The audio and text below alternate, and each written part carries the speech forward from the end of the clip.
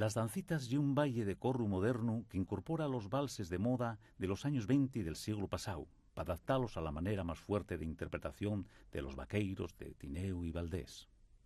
Supón una evolución de la xiraldilla, con una parte suelta na que se faen pasos cruzados na rueda y otra balseada agarrando a la parella y marcando los pasos de manera muy violenta, buscando muchas veces la eliminación d'unes parelles por parte de les otres. Para su interpretación suelen emplearse instrumentos como la gaita, l'acordión o el clarinete, mientras que la percusión realízase delles veces col bombo con platiecho. La denominación del baiche de las cuatro esquinas fai alusión a cuando se vaya en una habitación y se van marcando los pasos del balseao tomando como referencia los ángulos del cuarto.